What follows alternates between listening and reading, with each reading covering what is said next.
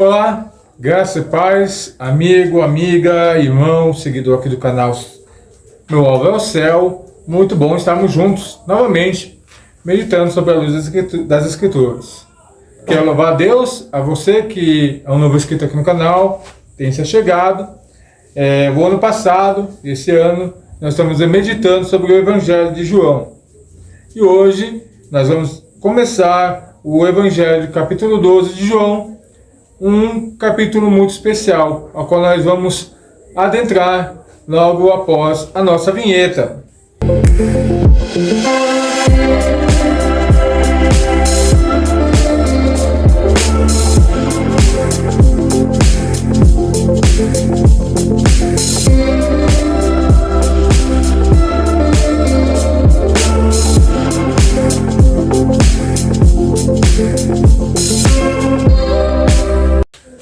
Antes de fazer a leitura do capítulo 12, queria deixar alguns pontos muito interessantes sobre esse capítulo. A partir do capítulo 12, há uma clara divisão no Evangelho de João. Por quê? Antes do capítulo 12, Jesus estava se apresentando, Jesus estava fazendo milagres, Jesus estava anunciando e separando seus apóstolos. Mas agora, a partir do versículo 12, há uma inversão. Jesus já não vai muito falar sobre o reino de Deus, mas ele vai começar a falar sobre a sua crucificação, a sua ressurreição e sobre tudo que há de vir após a sua morte e ressurreição.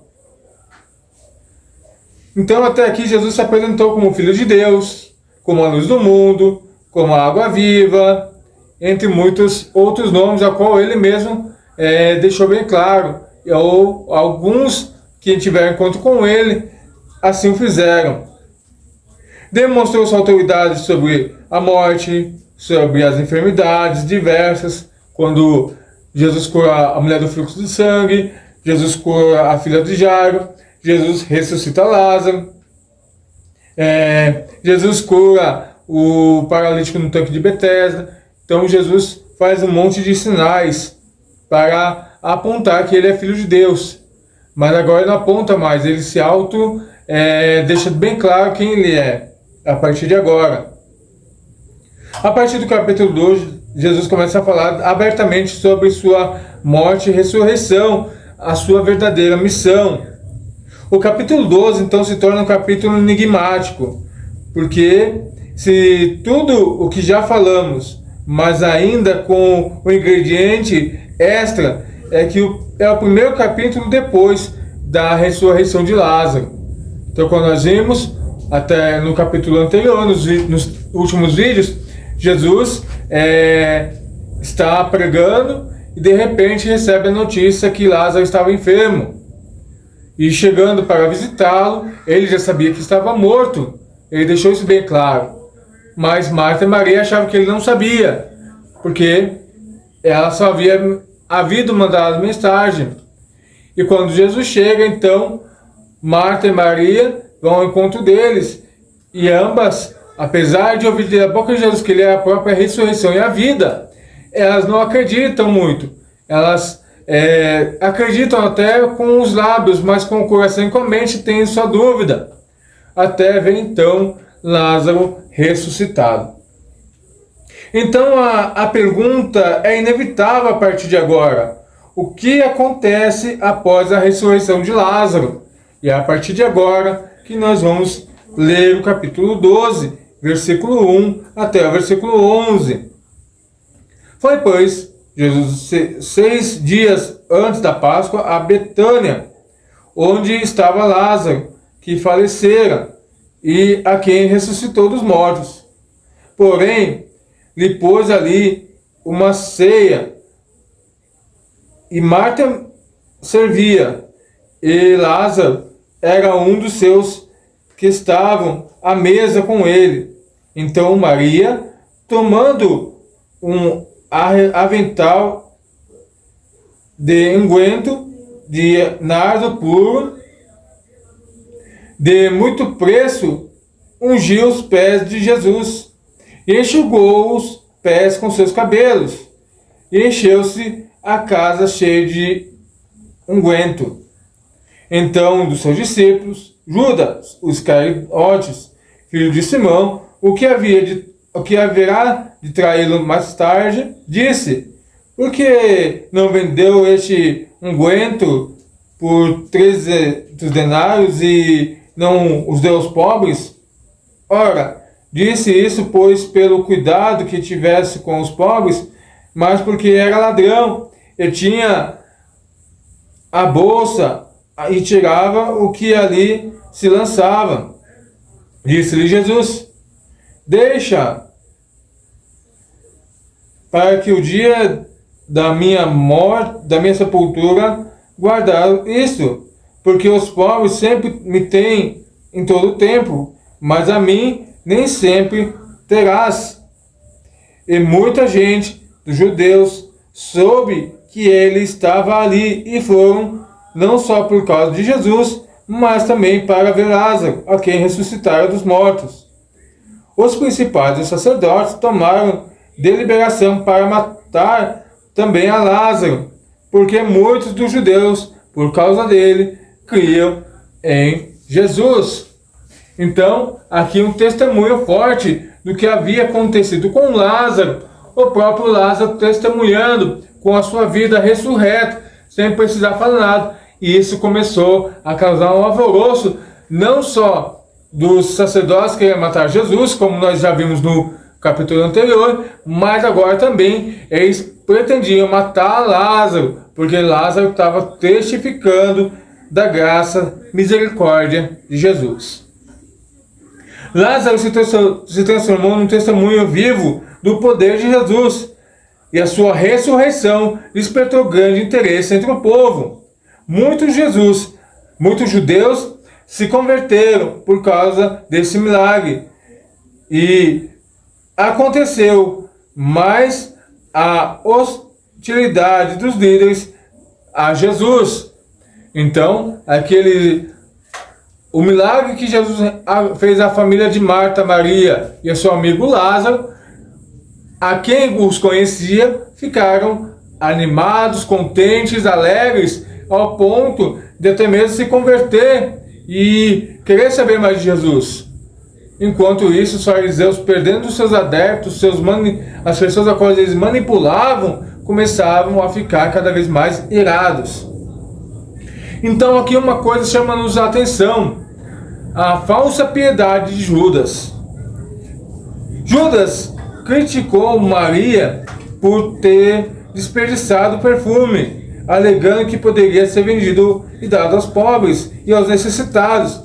Porém, João, ao narrar esse acontecimento, revela que Judas não estava realmente preocupado com os pobres, mas porque ele era ladrão e tinha o costume de roubar o dinheiro do grupo. Esse episódio demonstra a hipocrisia de Judas, ao demonstrar piedade com os necessitados, mas seu coração está voltado para ganhar dinheiros. Então, e não abençoar pessoas. E quantos de nós hoje nós vemos isso no nosso meio? Pessoas avarentas, pessoas hipócritas, pessoas que querem poder, querem status, querem o dinheiro do povo, mas não querem que as pessoas de fato se convertam, conheçam a Jesus pelos seus milagres, pelas suas maravilhas, pelas suas benevolências, mas não querem manipular a fé delas para ter algo em troca. Então João deixa isso bem claro, que Judas era um falso até no seu modo de comportar, porque todos sabiam das suas ações. Lição que podemos tirar nessa passagem: o valor da verdadeira adoração. Maria demonstrou um amor genuíno por Jesus, sem se preocupar com o julgamento ou os custos. Seu exemplo nos ensina que devemos dar o nosso melhor ao Senhor, independente do que os outros pensem. Às vezes nós queremos achar que para falar de Jesus nós precisamos ter grandes teologias, grandes cursos, mas quando nós olhamos para as Escrituras, nós vemos aquela mulher no tanque, no poço, ao qual Jesus vem, fala com ela, fala sobre os pecados dela. E quando ela de fato reconhece que Jesus é o verdadeiro Senhor, se rende aos seus pés, ela sai anunciando o Evangelho, ela não fez nenhuma curso de teologia, ela não andou com Jesus, mas o fato dela olhar para Jesus e ver as coisas de Jesus sobre a vida dele, as coisas de Deus acontecendo através do seu ministério, isso fez com que aquela mulher se tornasse uma grande testemunha da graça e da misericórdia de Deus. Assim como Lázaro não precisou falar, andou com Jesus, mas o fato do milagre ter acontecido sobre a vida dele já gerou motivo para engrandecer o nome de Jesus. E muitas vezes o que nós precisamos fazer é falar do que Jesus tem feito em nossas vidas, demonstrar a graça, seu amor, suas maravilhas. E não precisa ser algo extraordinário, às vezes no pequeno, nas pequenas coisas. Às vezes para nós parecemos coisas insignificantes, mas às vezes o nosso comentário edifica e transforma a vida de uma pessoa. Precisamos ser mais de Jesus e menos de nós. A hipocrisia pode estar disfarçada de boas intenções. Judas parecia defender uma causa justa, mas na verdade estava motivado por interesse egoísta. Precisamos avaliar nossas motivações para evitar cair nesse tipo de engano. A falsa aparência. Nós demonstramos uma coisa e vivemos outra. E não é isso que agrada a Deus. O impacto do verdadeiro testemunho, a ressurreição de Lázaro, atraiu muitas para Jesus. Porém também gerou uma grande fonte de oposição. Servir a Jesus pode trazer consequências, incluindo perseguição e oposição. E você está preparado para isso? Você está preparado para que as pessoas, quando levantar e falar, você fica quieto, não fala desse Jesus, você vai se calar ou você vai continuar anunciando? Lembre-se do que Jesus está procurando nesse tempo. Jesus está procurando verdadeiros adoradores que o adorem o Espírito em verdade. Nós precisamos ser testemunha da graça dele. Como é a minha fé, como é a sua fé em Jesus? Como a de Maria, entrega o seu melhor para Jesus?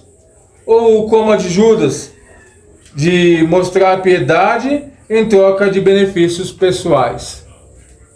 Essa é uma autoavaliação que eu e você temos que fazer.